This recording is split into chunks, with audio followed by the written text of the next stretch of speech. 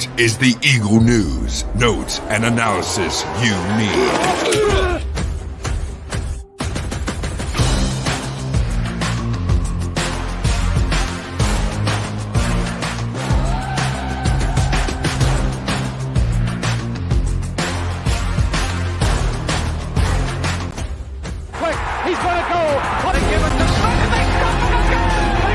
Go back.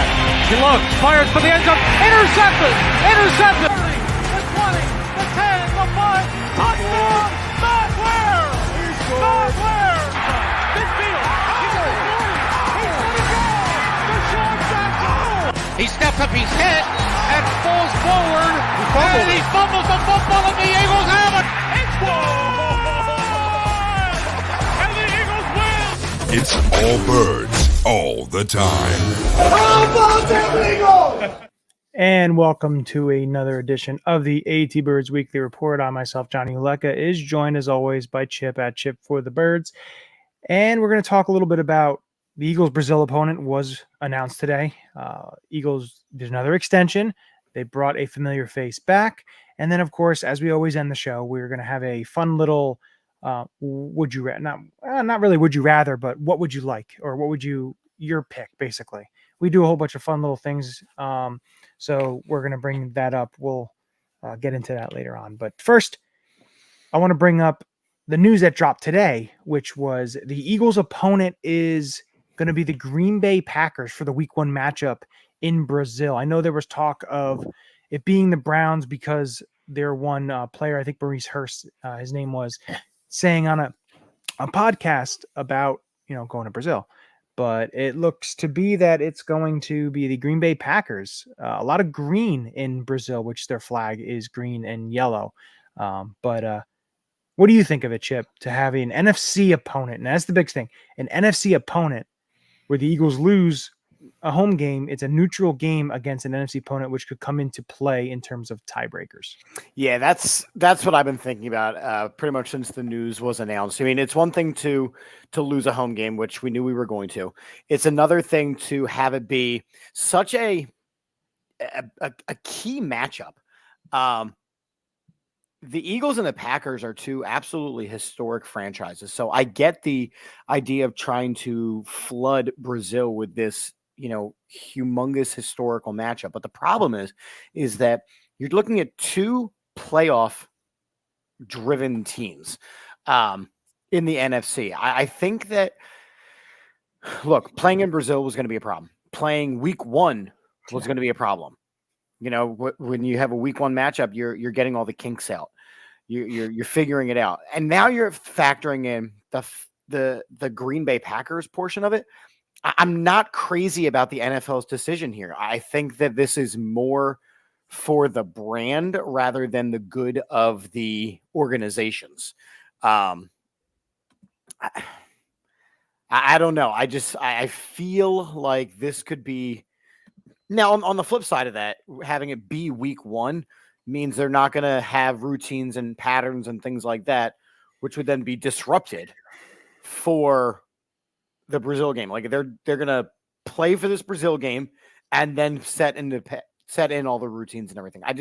I think that the Green Bay Packers matchup, I would have liked to have seen at the link. Listen, my feeling on this, which I agree with you on that. My thing is, like, with these international games, to me, they should always be, out of conference games. Always. You should be playing NFC, AFC.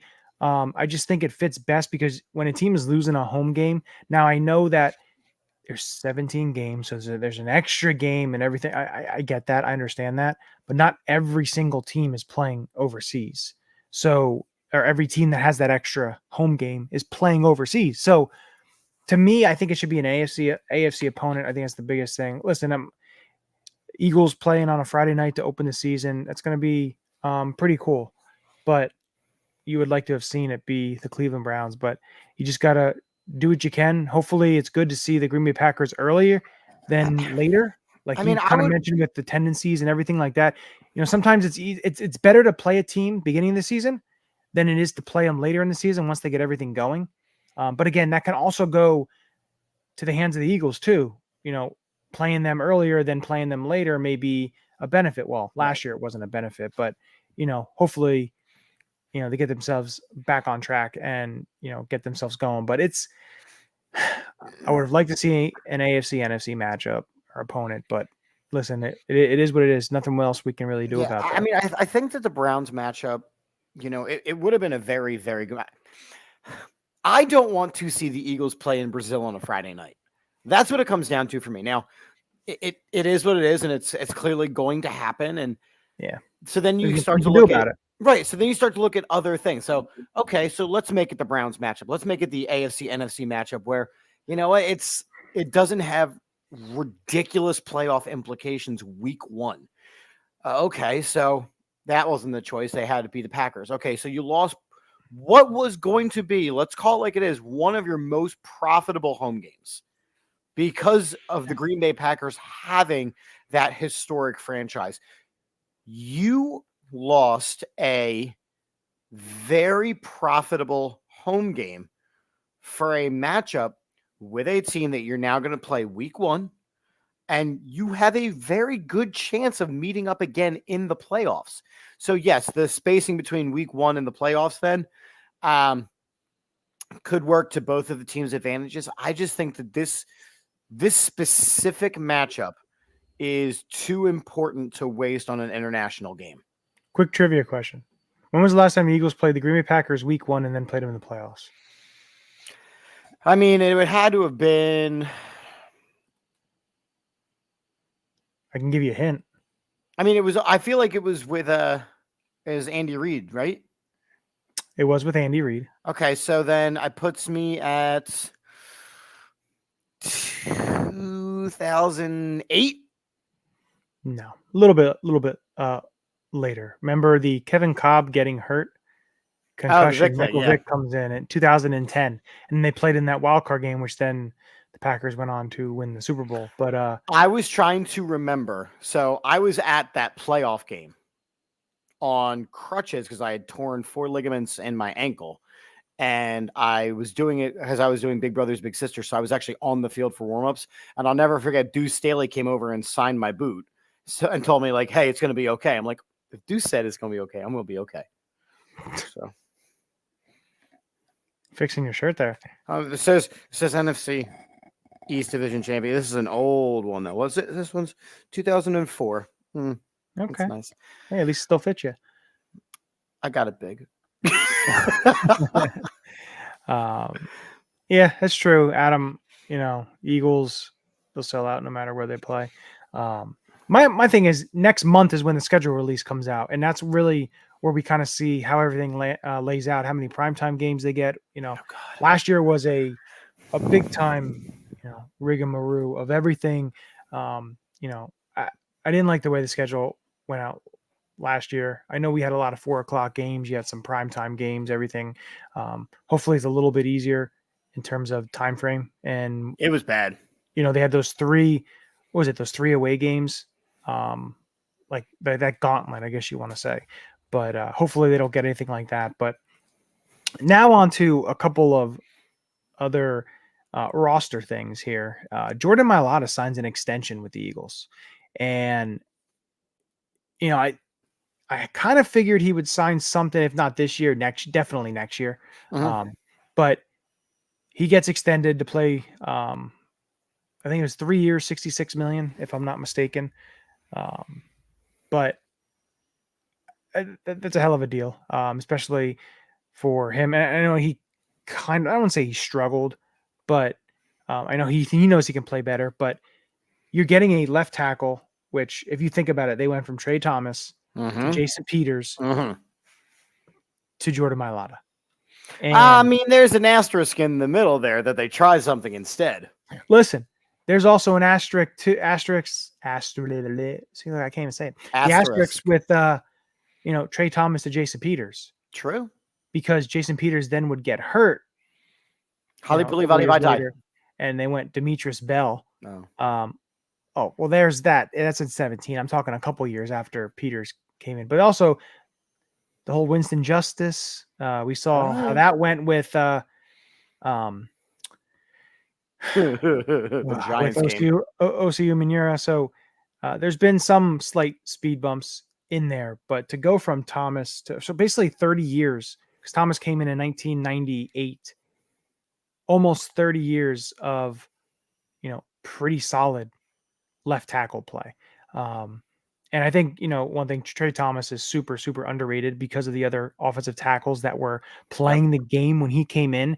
The Willie Roafs, and you had the Orlando Paces, Walter Jones, guys like that. He kind of got a little overshadowed, but you can even talk about He did. tackle tandems.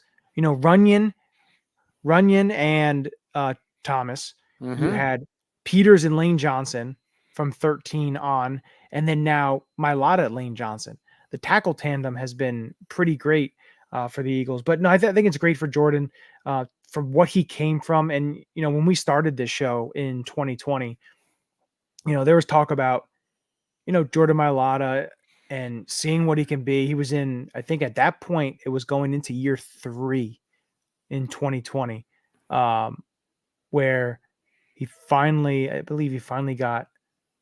No, that was the last year. No, he did get a shot because Andre Dillard would get hurt. Correct. And he was, of course, going to be the guy that was going to take over Peters, but he gets hurt. Mailata plays really well. And then it puts that situation where in 2021, he plays well, gets that extension.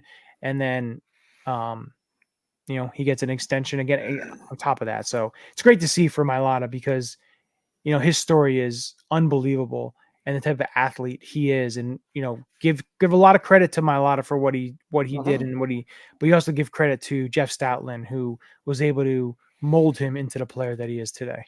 Yeah. I mean, the Jordan Mailata character arc has been something that has been very, very Philadelphia as well, right? It's been something where he was this no-name guy coming out. He gets drafted on a whim, just to kind of see what we can get out of him, and then all of a sudden, they got a guy like Andre Dillard who he kind of followed the pathway of they expected him to be good, and then he just never developed. He was undersized, and Jordan Mailata just kept working and working and working, and Jeff Stoutland kept working and working and working with him, and now he signs this big deal because he is one of the most dominant left tackles in the game today. So I love Jordan Mailata. I love that he sings. I love that he loves professional wrestling. I love that he loves being here. I mean, you look, and you mentioned it before, the Eagles are kind of known to have the excellence at that position. We've been known to be good at the center position up until Kelsey blew the doors off of what we have as an expectation now for that position. But I think when you look overall at Jeff Stoutland and what he's going to go down in Eagles lore for, it's going to be Jason Kelsey, and it is going to be Jamone Brown. Jordan Mailata. Sorry, I had to bring that up. You butt cheek. Sorry, I had to bring that one up. Anytime we talk about offensive line, I want to try and sneak that in there for you, just for you. So bad. It's so offensive. Yeah, I would say that. But no, you're right. And, it's great to see. And he's still the crazy part about it when you look at Jordan Mailata is the dude is still only 27 years old. I know. That's just unbelievable. And I like when we look at contract stuff. Look, we know that we think that Howie is a wizard when it comes to the contract stuff. And we know that he's pretty good about being one step ahead of Father Time when it comes to contract stuff, but also Father Cash Register and who's going to get paid what. So you heard that he's really now starting to push the Avonte Smith contract extension a year early, because again, by the end of next year, he could be too expensive to keep, which I'd rather not have. Jordan Mailata, you have to look at, when you look at Avonte Smith and you want to get a contract done now, because when you take a look at the other receivers in Justin Jefferson, and you look at T. Higgins, and you look at Brandon Ayuk and CD Lamb, all these guys are up for contract extensions big money deals, you want to try to set like what Howie did with Jalen is you set the tone, you get the extension done. So then after the fact, it's going to be higher amounts for the players because of course, once you set the amount, it's everybody else wants more then. So if they can get Avonte done now, especially before the season, go into season, he's signed up, he's ready to go. And then the other teams can worry about their decisions that they have to sign players and what they have to do. And kind of like you just said, I think that the idea of setting the market where you want it to be set, like Jalen Hurts signed a very lucrative deal. Yeah. But based on where he is in his career, Lamar Jackson was definitely owed more. So he was able to get more. Devontae Smith, where he's at in his career, is going to get a great deal. I'm hearing 4 years, $98 million is kind of what it looks like the market is going to be dictating. But Justin Jefferson is going to get more, and he should as of right now. T. Higgins is going to get more from a different team. It will not be the Bengals. Brandon Ayuk's going to get a good payday. I think payday. Ayuk may line up a little bit with Smith, but CeeDee Lamb's going to get a lot. He's the number one receiver for Dallas. CeeDee Lamb is going to get a lot, and I don't think it's going to be from Dallas. I see that team falling apart because they did not. With what Howie does, he kind of uses the salary cap to his advantage.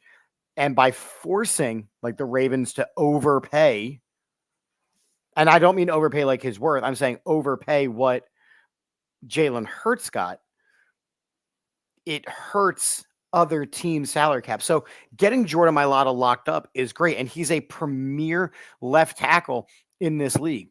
So players who might just be one notch above him or one notch just below him are going to get paid exactly around what Howie has set the market at. Yeah, no, it's very interesting, and they play, if you want to say it, cap gymnastics. So they'll sign a player, they'll add some void years to the end of the deal. So then if it's a player they think that they're going to be able to re-sign again, or they're going to be able to, extend them, then what that is, it just moves the money a little bit, and you expect the expectation of the cap going up and being able to, was it 15, 20 million in dead money, it becomes nothing because the cap went up 25 million and you have rollover from the previous year. So there's a lot into it. And some teams, like all teams, I understand the cap is what the cap is, but the cash aspect of it is the owner's willing to do certain things. Like Jeffrey Lurie does some things different money-wise than other owners around the league, and how they pay the players and what they do up front and bonuses and different things. So that's another thing that a lot of people don't realize and don't sometimes understand. But, it's very interesting, and they're doing, and when you look at free agent signings and you look at the free agency period, re-signing your own guys or extending your own guys is impactful in that free agency period because you're keeping these guys for longer. The Reed Blankenships, you're keeping for an extra year, buying out as restricted free agent tender. You have guys like Landon Dickerson, you're extending early. So then when you look at a team like Dallas and Tyler Smith, their Pro Bowl guard that's going to need an extension, who may jet out to left tackle, make even more money. So there's aspects of what Howie does and how he does it. And one thing that they used to do, and it's kind of like the Joe Banner rule when he was with the Eagles, they used to re-sign players or extend players after 2 years. Right. And, the NFL, the Players Association, kind of, they put a nix to that because, you do after 2 years, they want it after 3 years. So that's the way that they, They wanted to make sure that's that fine, if you have that breakout year, you're able to cash in on that breakout year. And you look overall at the offensive line and what Howie's done. I mean, if you got to think about it, right? We know that Jason Kelce retiring is going to hurt this team. No doubt. We're not sure who's going to be our center yet. But Cam Jurgens, I mean, he's still young. They locked up Landon Dickerson. Why? Because he's a centerpiece of this offensive line moving forward. They locked up Jordan Mailata. Why? Because he is a centerpiece of this team moving forward. They continue to lock up Lane Johnson, and they move his contract around, and they're going to pay him here and then pay him there. He's got a very competitive contract as well. So I think that 4 out of the 5 positions are right where they need to be. And then it's just figuring out how to keep that cohesiveness together.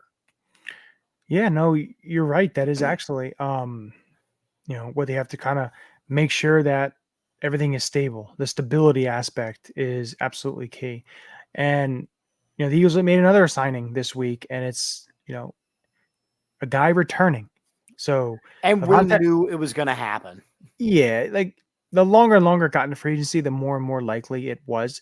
Now, Avonte Maddox returns to the Eagles, a 1-year deal. I believe it could be upwards of $2 million he could make, which is a pretty good deal for a nickel corner. Unfortunately, he's got to stay healthy. 28 years old, he's still Yeah. young, but the problem is it's staying on the field. The injury aspect, especially the last couple of seasons, has been big time. He's only played in, what was it, 4 or 5 games the last 2 seasons. So it's been pretty stagnant, his production. And, Mhm. the Eagles also did sign Tyler Hall. So there is some type of depth there, which I think that's one thing that Howie talked about too, was the depth at nickel corner spot. Because when you look at the versatility of a guy like CJ Gardner-Johnson, you have Avonte Maddox, you have Right. Tyler Hall now. They want to be able to have that, depth at that position, because last year, once Avonte went down, because if you remember, and you take a look at the preseason, Zach McPherson, who was the backup slot, Mhm. went down. Then you have Avonte Maddox. Then he goes down in week 2 at Minnesota, or at home against Minnesota. Then you have Mario Goodrich, and you're Mm. playing Eli Ricks, and then you're signing Bradley Roby off the street, and that position was big time issue. And to be able to try to, like I said, hopefully Avonte can stay healthy. Don't be surprised if they maybe draft a corner. If they don't get a corner early, maybe draft a guy who has inside outside versatility Sure. for that reason as well, for some depth. But listen, for $2 million, listen, No, I and I love the deal. think we knew that it was going to happen. He was able to go out there and test the market for himself, but I think it ultimately came up with the same way that we normally talk about on this show. What is for a guy there are question marks about. Mhm. They need these prove it deals, and this is a 1-year prove it deal, and you're more than likely going to be able, if you're still healthy, to play in playoff games where there's a lot of eyes on you. So Yeah. I think that now, will he be on the team after this year? I would guess probably not, because either he's going to have another kind of injury prone season, and that's going to be kind of the end of things, or he's going to have a very big breakout season, and a team is going to see that and overpay him. I don't see them. Or if he struggles, like he's been Right. struggling the last couple of seasons, when he's come back, he hasn't been He like hasn't been himself. 100%. So listen, he's still young. He's I still love, I 28, but love Avonte Maddox. I just don't know past this he plays season. bigger than he is, which can be a Yeah. detriment to him. Yeah. I just don't know if past this season he's going to still be around, which Yeah. again, they're on it. He's on a prove it deal for himself. The Eagles are going to see if he can prove it for the good of the team. I mean, these prove it deals are vital for all the parties involved. No, it is crucial, because the Eagles did a lot of that too in 2017. Having some of these guys with prove it deals and turned out to be great. So, um, listen, the prove it deals are ones where if it works out, great. You may be able to sign the guy for another year or two. If it doesn't work out, unfortunately, it sucks, but you're not tied to him. So Correct. we're gonna see with that.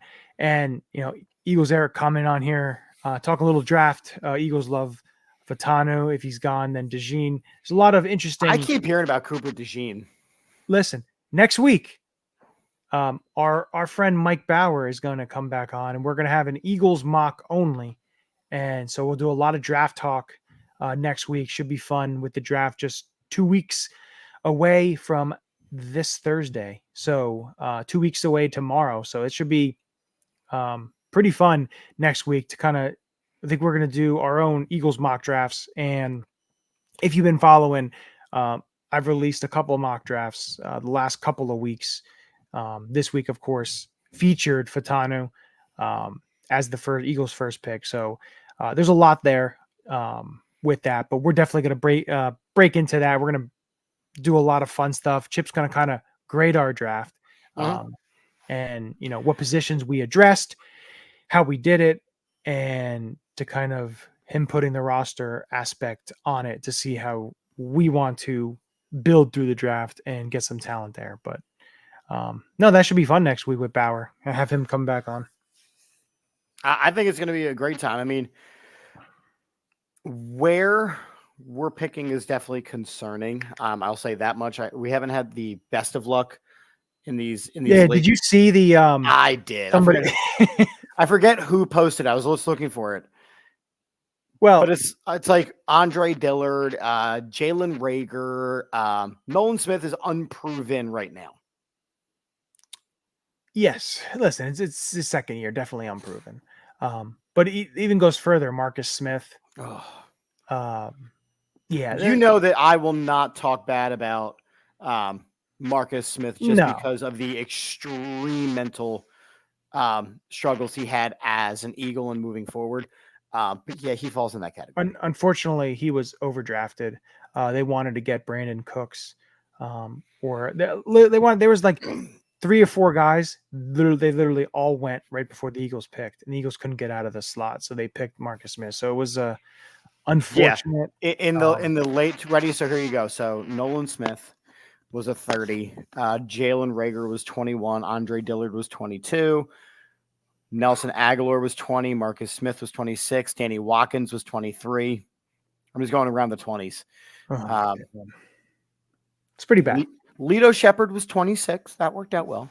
Lito was good. Freddie Mitchell at 25. Wow. Yeah. Yeah, that's not very good. It's not great. And I'm all the way at this point back at where 1982, it finally is like, oh, okay, cool. Where 1982, the number 20 pick was Mike Quick. Wow, that's a long time ago. But yeah, that's not great. But when you also look at the last 3 years, the Eagles have traded up. So right there's also a sign. Are the Eagles going to trade up? I was going to ask a question. I've heard some chattering, and I don't know if it has any legitimacy at all, but what do you think of the Eagles trading up for Brock Bowers? Brock Bowers is very tantalizing prospect. He is, because he's the best tight end in the class by far. There's no one been close to him. And listen, if he gets past 15, say if he gets to 16, potentially. This is what I'm saying. But because you have a little bit of that capital now. Yeah, but the only thing about it, I like it, but also in the fact where I don't know if I want to do it because of the needs of these younger players. You want some building blocks with younger players. And I understand Dallas Goedert's going to be 30 and everything, but you go up to say 16 or 17, depending on if he falls, to pick a tight end that's going to be a backup. And how much play is he going to get? How many targets is he going to really get? To me, I would, it'd be fun, but I want to think more logical in the sense of, I don't want to burn a first round pick for another player like a Nolan Smith, who's going to be playing backup snaps a lot of his first year. But same thing. It would be the same thing as if you were to draft like a tackle only, a guy that can't slide into guard, like Fatano can play guard, Fuaga can play guard. You know, there's guys that can play tackle, but can also slide in and play guard for a year or two before it, takes over for Lane if Lane retires or whatever it may be. Like a guy like Tyler Guyton, I don't think he can slide in and play guard. Amarius Mims from Georgia, I don't think he can slide in and play guard. So there's a couple of those players that I'm not sure would be a good pick if the Eagles were to pick them at 22. But I would like maybe one of the cornerback prospects, Quinyon Mitchell, Cooper DeJean. Chop Robinson is a player I like, as an edge rusher. But What I will say, though, and you look at historically what the Eagles have done, is they love to operate with a 2 tight end system where they have the heir apparent ready to go. And you have 2, I don't want to say elite tight ends, but you have 2 dominant tight ends, and then you kind of phase the one out. Now, I do not think that Dallas Goedert is in a phase out type of place yet. but when they drafted Ertz, they drafted him in 2013. Mm-hmm. Now Selleck was more the blocking tight end. He really Correct. wasn't what he was earlier. So Selleck was still on the team until 2017 when then he retired after they won This the is Super my Bowl. point. And then in 2018 they drafted Dallas Goedert and phased out Zach Ertz. Goddard didn't play as much the first 2 years. It was still Ertz playing a lot. Goddard was in there. He did play some snaps and everything. Oh, their wide receiver crew was awful. So playing 2 tight ends was better than any receivers you had. Yeah. But that's not the point. But the thing when you look at that, because then 2021, they trade Ertz, which I thought they were going to trade Ertz by the draft that year, but he wound up playing a little bit in 2021, got traded after the Tampa game. And then now you're at the point where do you draft the successor to Goddard, let him play for a couple of years? And I don't even know if I would use the phrase successor, but you have got a brand new offensive coordinator who gives him all of the weapons. You've got a quarterback who is your franchise. Give him all the weapons. And for a guy like Brock Bowers, where he is by everything that you can judge him on, he's going to be a dominant tight end in this league. And he's not going to be there next year when you have more answers about Dallas Goedert. So I think, like you said, if he starts to fall a little bit, why not? Why not? Yeah, it's going to be interesting. It's going to be fun because I think there's a big pocket of players that could potentially go to the Eagles.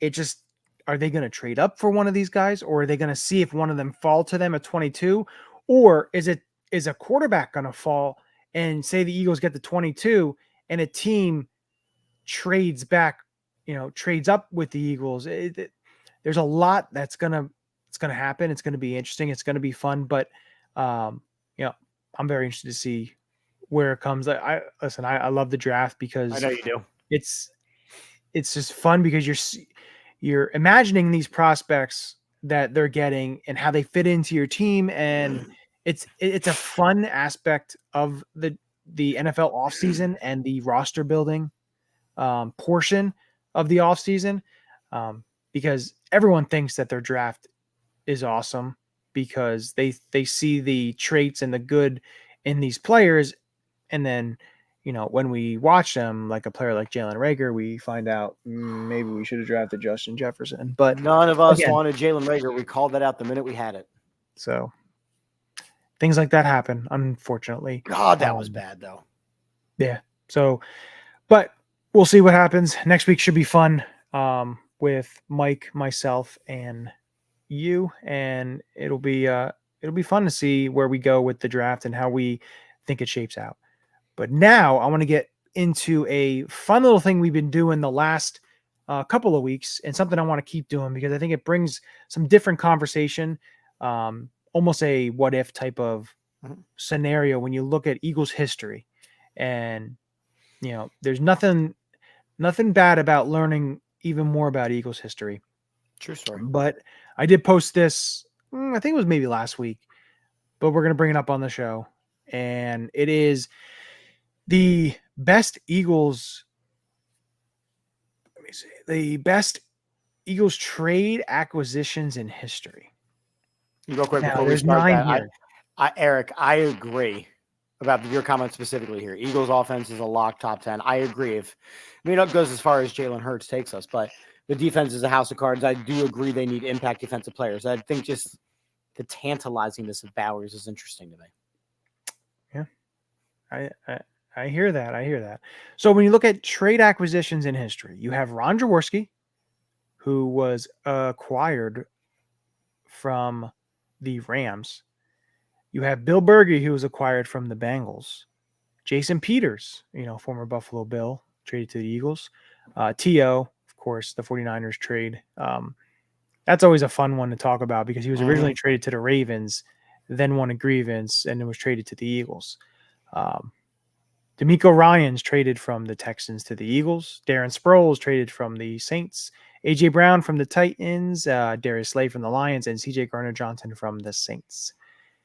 It's a pretty good list when you look at the type of players. And, a lot of them have different impacts, but most of them are pretty impactful players and what they brought to the team.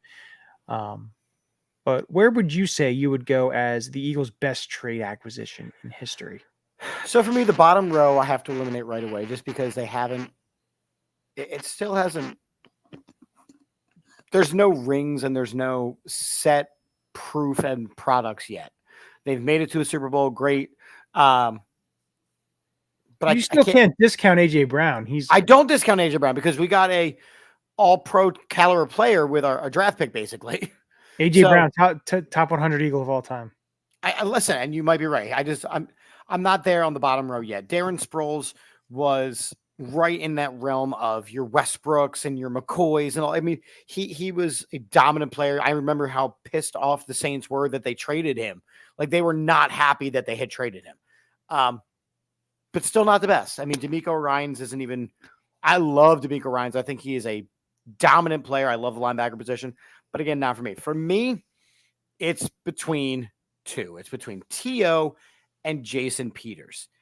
T.O. because adding him to that team automatically catapulted them to a Super Bowl. And the what could have been. For me, the best trade acquisition, and I agree with Eagles Eric here, is Jason Peters. Because of you look at the longevity of his career, you look at the dominance with which he played the position. Yes, he was injured a ton. The fact that he is still playing at 647 years old is absurd. People look too much into Jason Peters. They look at the last 3-4 years. Where there was a noticeable drop-off, for sure. It's going to happen when you're in your late 30s. But you have to then go back and look when the Eagles acquired him in 2009. Oh, my God. He played 2009 all the way. He played a lot of time, a lot of years with the Eagles. And he did. And, I remember doing this show and Jason Peters was in his phase out portion of his career. And I was saying, right. And I was saying like, hey, is he hurting his Hall of Fame credentials still playing? And now I know the guy is still one of the most dominant offensive linemen to ever wear an Eagles uniform. I think it's Jason Peters. And I'll be honest, I don't think it's very close. Yeah. Jason Peters is one hell of an addition that Andy made in 2009. Yeah, and I'm going to go a little different. I want to say the same thing. I agree with you with Jason Peters. But I'm going to look. I'm not going to go any of the newer guys. Like I said, A.J. Brown, hell of a player. D'Amico, I thought, was that linebacker that we wanted for so long after Trotter left. And he gave us the leadership. He gave us so much. And then unfortunately, he had that torn Achilles. Yeah. And you can see that leadership as a coach. Yeah. Yeah. No, you definitely could see it. No, he was such an awesome player. And that's why he got the nickname Mufasa. So, it shows you the type of person he is. But I'm going to go with Ron Jaworski. And I'm going to do it this way when I look at that. He came to the Philadelphia Eagles when they were at the very bottom. They were trying to find life. They were trying to find something. And they were able to trade for him.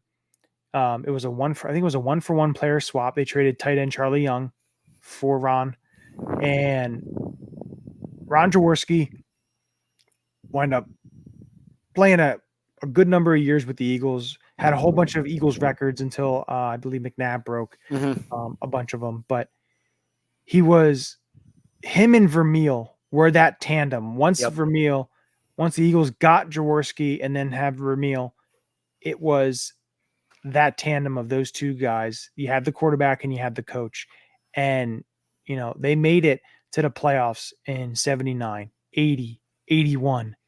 And then, of course, Vermeil after 82 were to leave, but they made 3 straight playoff appearances, which they hadn't have done in so long, that they brought life back to the Eagles franchise. So that's why, and like when you look at trade acquisition and what's the best, you have to look at all the parameters with it. You have to look at what they were traded for. You have to look at, the impact that they had, what they brought to the team, everything with that. But like I said, I do agree with you with Jason Peters, but I wanted to go a different route and talk a little bit about some of the older guys because of the history aspect of it. How is Sammy Sleeves not a choice here? I'm sorry. I guess we could do worse trades. That would be always fun. Yes. Maybe that's worst trades would be, I guess you can kind of name it that way. Worst trades, but notes for next week. I like that. I'm going to take a look, because the funny thing, when you look at a little, talking about Jaws and what the Eagles did. So when you take a look at the Philadelphia Eagles back when Vermeil started with them. So Vermeil, after the 1975 season, the Eagles were to get Dick Vermeil. And it's pretty funny, because a lot of what the Eagles did was they were trying to find that quarterback. They went with the Roman Gabriels. They traded first round picks. And it's funny, in 1975, their first pick in the draft was the 7th round, because they traded first, second, third, fourth, fifth, sixth. Now, this is, of course, when there were 17 rounds in a draft, but they traded a bunch of picks. And then, Dick comes in and everyone is, the Eagles had a 4th round selection was his first thing. Just think of that as a new head coach coming in. Your first draft with the team who was pretty bad. Yeah, well, you don't have a first, second, or 3rd round pick. You start with the 4th round, which, he was able to get a couple pretty decent players, but he then goes and he trades for Dick Vermeil. He traded his 1st round pick to the Bengals, his 2nd round pick to the Raiders, 3rd round pick to Dallas. They traded away a bunch of picks so they can acquire talent. And he was so good at being able to get talent for this team.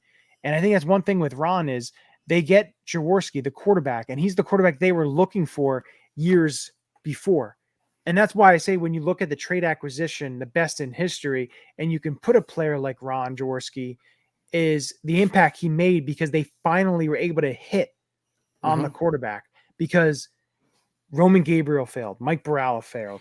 They tried to draft certain guys, everything failed. Unfortunately, they had to give up premium picks, which stunted their growth for a franchise in the 70s. But when you look at Ron Jaworski, and they were able to get him, and, he was a Pro Bowler with them. He wasn't, an MVP type of player, but he won games for them. And that's key. Because in 79, they were 11-5, 80, they were 12-4, 81, they were 10-6. So, that time period, he was slinging the ball around. They were winning games. And then unfortunately, when Dick left, and even in 78, they were 9-7. So they were getting on that from 78, 79, 80, 81, and they were building something. So I think, to me, that's one that, you can say when you look at the older Eagles. But, I like these things because it's fun to be able to kind of compare. You're comparing the errors of the Philadelphia Eagles. Right. And especially in the offseason, it's very fun to do that, because it gets conversation going. Yeah, I enjoy it. I was just spending a few minutes looking at some of the most terrible trades, and mine might already be done for next week. I'll just let you know.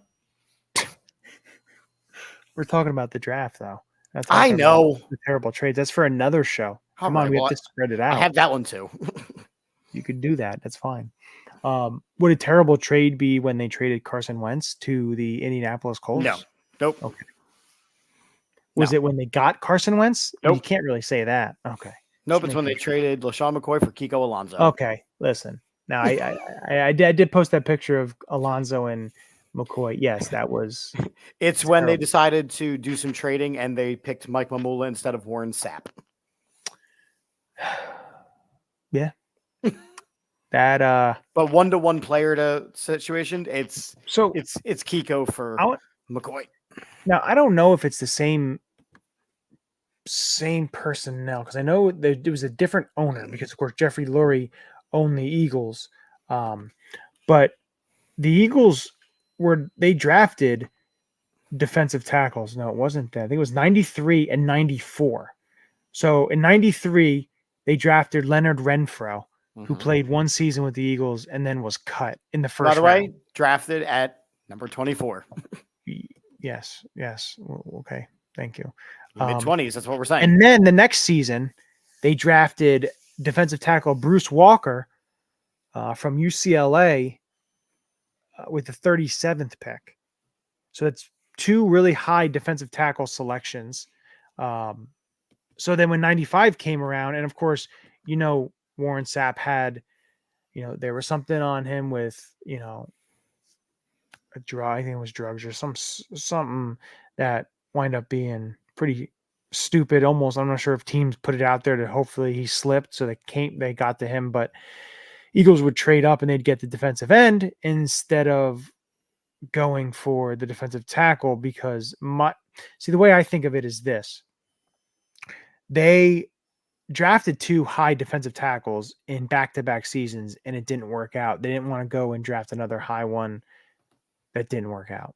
I'm not saying that's the way they thought, but to me, when I think about it, that's just something that, I kind of think about when you look at the players that they drafted. They drafted Mamula instead of Warren Sapp, and then of course the Bucs would later on trade back into the first round and draft Derek Brooks. So yeah, and even I was looking at that draft right now, and then even before that, Ty Law was drafted at 23. I mean, there were so many, and again, that's what I feel like one of the things that you like about the draft, which is that you just don't know situation. So Mamula, I'm sure, looked like a surefire stud. It's just that he wasn't. Man, I'm looking through some of the draft, and you were talking about some of these, Jermaine Mayberry with the 25th pick. Jermaine Mayberry was a very good, very, very good player. Yes, he was. So that was a good one. That was a hit. 97, they drafted John Harris with pick 25. Absolute bust. All he was big. But, the other thing you really look at it, Ray Rhodes really set, Andy Reid and Jim Johnson up with some big time core pieces. Guys like Trey Thomas and Jeremiah Trotter and Ike Reese, and, getting undrafted players like Hollis Thomas and, Deuce Staley. Andy Kalu was a player that was pretty good for them. James Darling, which he played a little bit, Brian Dawkins. Oh, yeah. He did a pretty good job. Listen, Mike Mamula, everyone wants to call him a bust. I understand, because he's the 7th pick. He wasn't a full-out bust. He was a good player. He was just little overdrafted, unfortunately. But, that's what the off season's all about, for some fun. So yeah, we'll get to more of them next week at the draft. So that should be fun. But it was fun to talk a little, reminiscing a little about some Eagle stuff, and we're going to get into more of that. But next week, Bauer will join us. We'll go over our Eagles mock drafts. Maybe some other Eagles news will break. We don't know. Of course, there's 2 weeks till the draft, so anytime trades could happen. Eagles can move up, can move back. Before that, never know. Anything has happened. So want to thank everyone for tuning in, joining us. Make sure you like, subscribe to all the pages. They should be in description, should be in the bio. There should be the Instagram page, the Facebook, the YouTube, the Twitter or X page. So make sure you're following, subscribing. We're going to be doing some fun stuff over the summer. So, tune in, join the conversation. But with that, as always, go Birds. Go Birds. This is Matt Ware. Hey, for all the Eagle content you need, go follow All About the Birds. They do a damn thing. Check them out. Hey Eagles fans, I may be in Tampa, but I know where to find the best Eagles content out there. Check out my friends at All About the Birds. Philadelphia, what's up? This your boy Freddie Mitchell, aka Fred X. It's all about the bird. All birds all the time. All birds all the time. All About the Birds provides you with weekly analysis, game recaps, informative interviews, and it's all birds all the time.